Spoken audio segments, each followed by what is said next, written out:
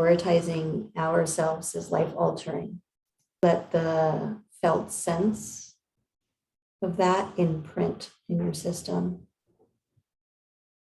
so that it knows that that's always an option. It is what fertilizes the ability for us to wake up at any point and make choices towards our well-being. It's the exposing and noticing the impact. And that's all we do. It can even be more effective than trying to carve out time for yourself every day to do mindfulness. But still the conditioning that's driving the show, which is fine. We have conditioning. But there's something deep inside that takes in what's happening and recognizes wisdom. And when we start to spend more and more time with this aspect of ourselves, there's a trust that starts to develop so that we don't have to remember, we don't have to make something happen. We can relax and know that we're taken care of. And our scope of responsibility is very small in the totality of this. When we are awake, we notice. And we notice not just cognitively, but full bodily. With our sensory and emotional field. And that makes an impression. And that impression becomes part of our unconscious way of moving through the world. So it's actually much simpler than what we think.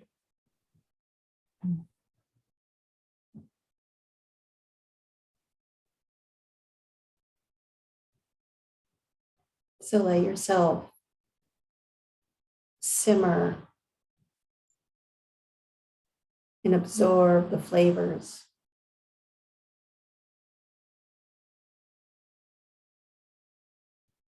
of the state that you're in. And it doesn't even matter if it's a conditioned state, because that too informs. So there's no need to have a preference for one state versus the other. Of course we do. And there's nothing wrong with preferring presence over conditioning.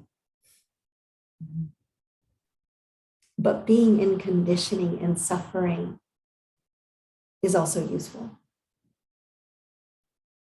And so again, really narrowing the scope of responsibility. We just make contact with what's happening. And we can trust that this organism can take that in as information, and that it inherently will know how to discern between well-being and not well-being. And that it's programmed to choose towards our thriving.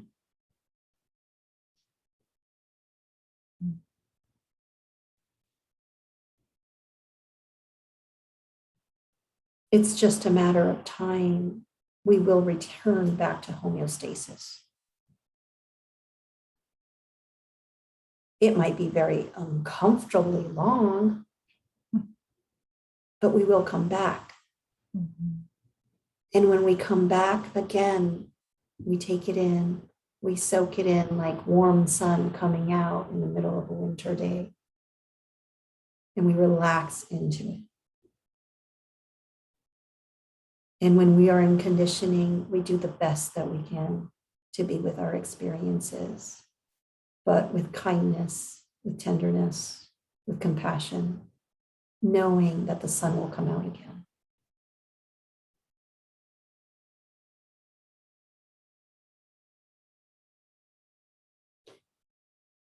It's when we avoid or reject what's happening, that not only does it create a fragmentation within ourselves and our own lives, but the energy that could be used towards, and could be used is not the right phrase, but the energy that would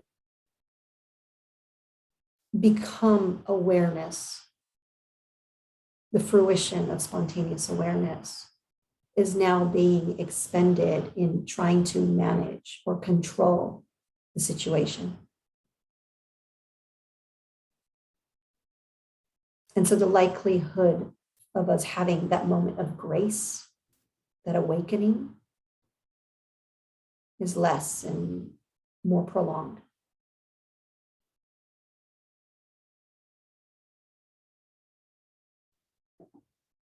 Even though it's so understandable that we want to avoid, or we want to fix, or we want to protect, nothing's wrong with any of those.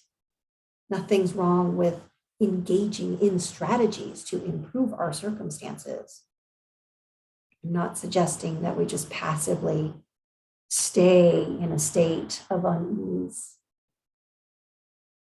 But first, we make contact with it, so that who is doing the strategizing, the one that is making the decision, is coming from a place of presence and wisdom and discernment. Mm.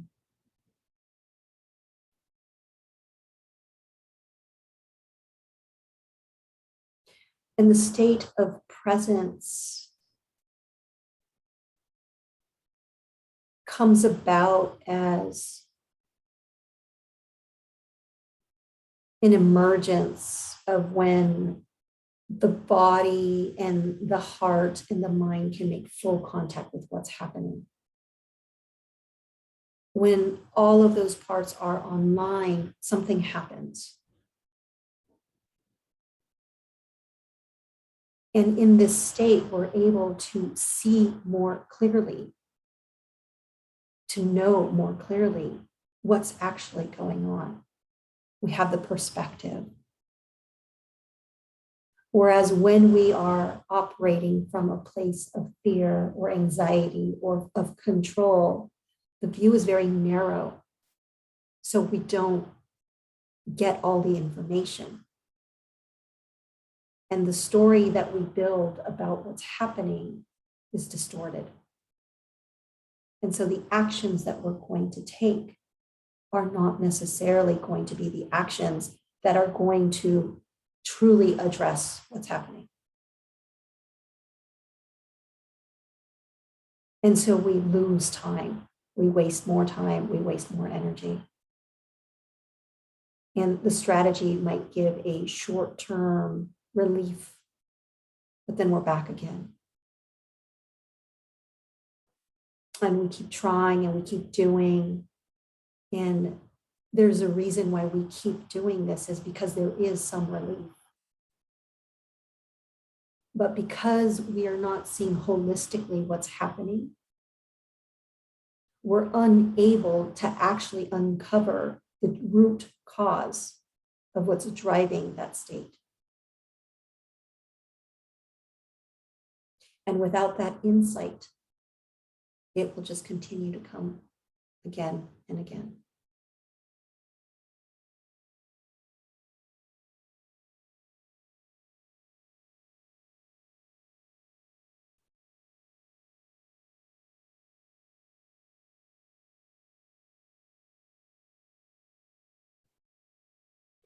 The frightened body,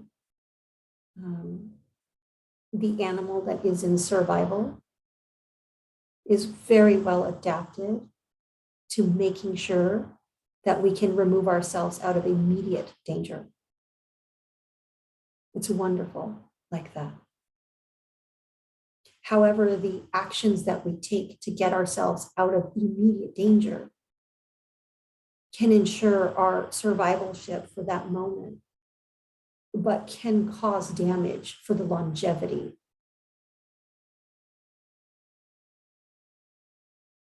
And so a simple example of that is how we might react when we're feeling very triggered. If we have a moment of aggression, the aggression is to ensure distance and separation from what's triggering it. And it does.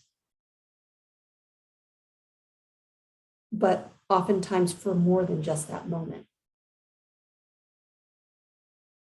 And when the energy passes and when our consciousness returns, we're able to see something we didn't see before. And in that state of more consciousness, we might actually have chosen something different.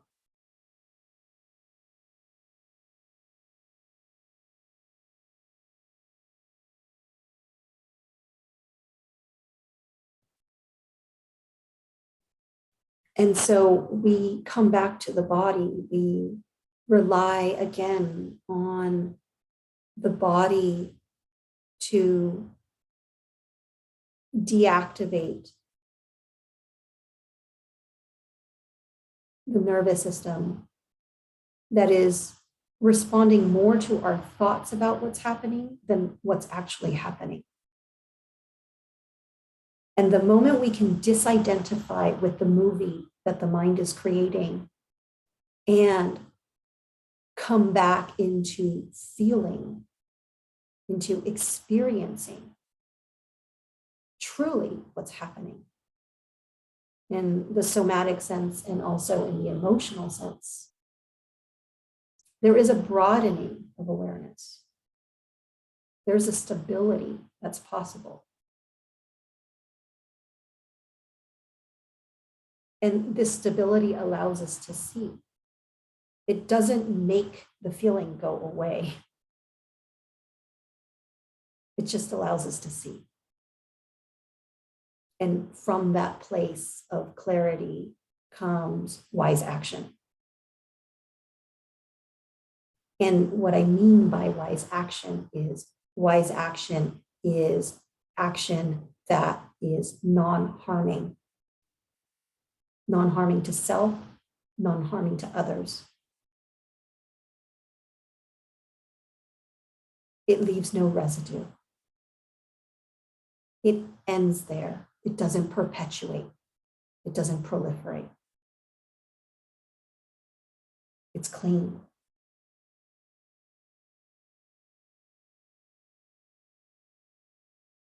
Non-harming is not about morals. Non-harming is a way to navigate our lives so that we protect our access to ourselves and our clarity because we are not distracted by the consequences of our actions.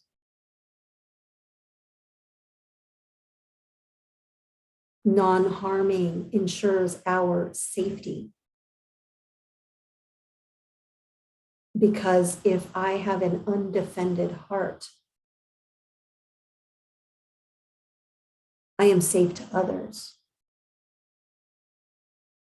And when others feel safe, there's a higher chance that they won't harm us.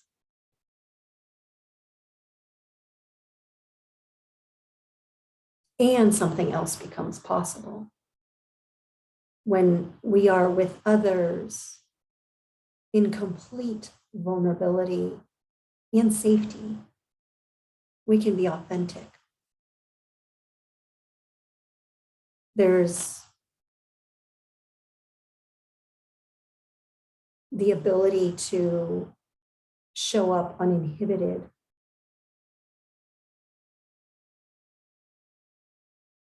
And when that happens, there's a profound capacity for connection. And in that connection, collaboration and creativity are possible. And so the energy that we would have spent defending ourselves or being vigilant could be used towards co-creating.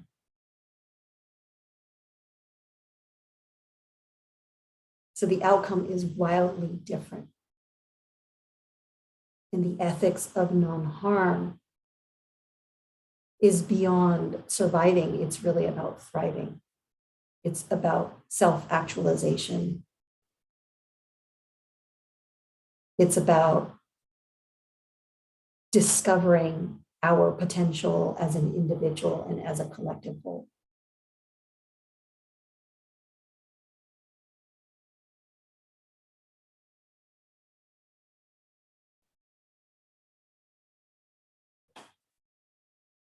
And to think that all of this is possible just by meeting our experience with sincerity to the best of our abilities, fully. And honoring and respecting when we don't. Because driving that behavior is still the deep yearning for safety.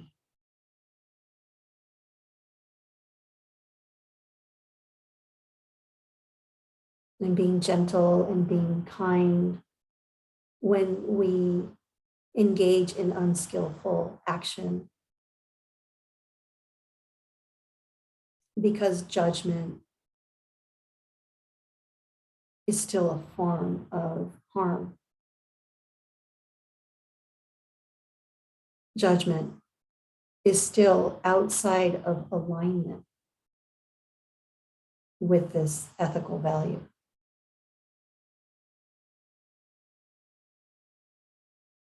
And probably one of the most harmful sources in our day-to-day life is our own evaluation of ourselves.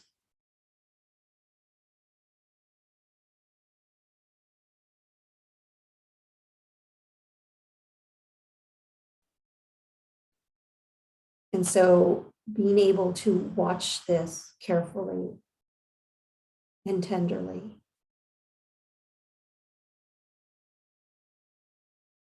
is what dissolves the habit.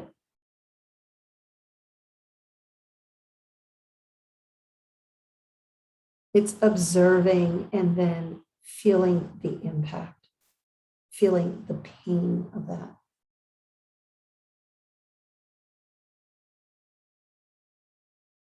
Suffering is a service to our learning.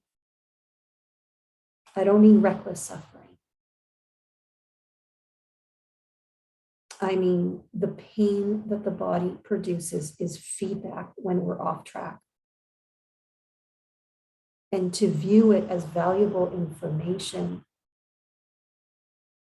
is more useful than to get distracted by our evaluation of it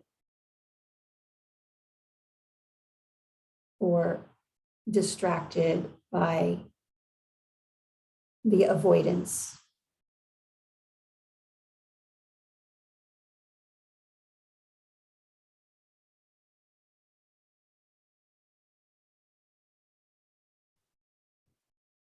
So everything serves. And you are fully capable of navigating this. You are born with awareness.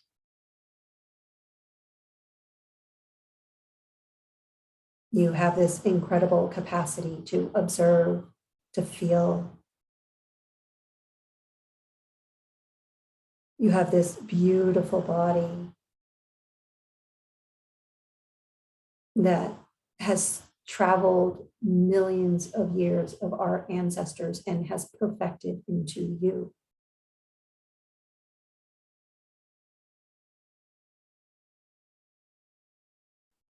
And while we remain in a state of confusion, of collective confusion, we have the essentials to wake up.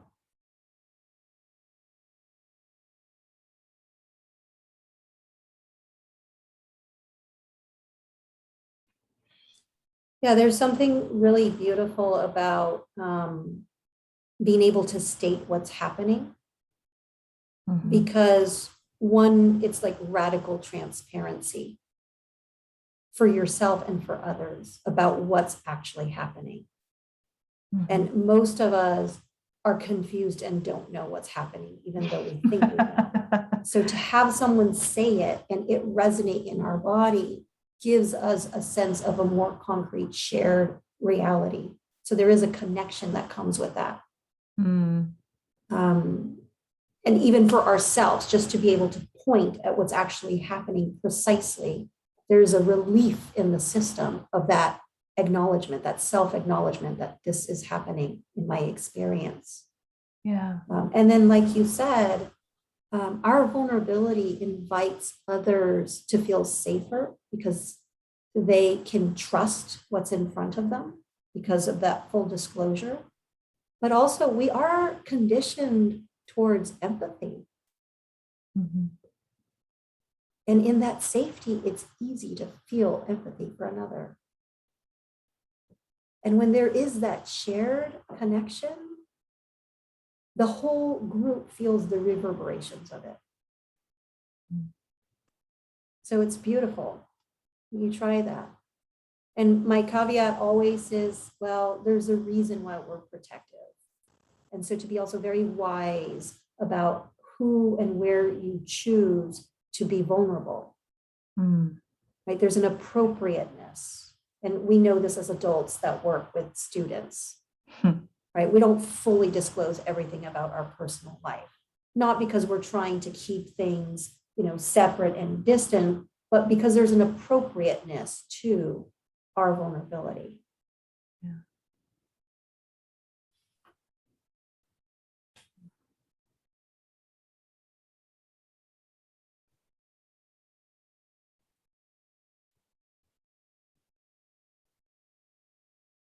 I think we mentioned, I don't know if it was the last session or the session before, about real permissiveness, about listening to what the heart wants and doing that.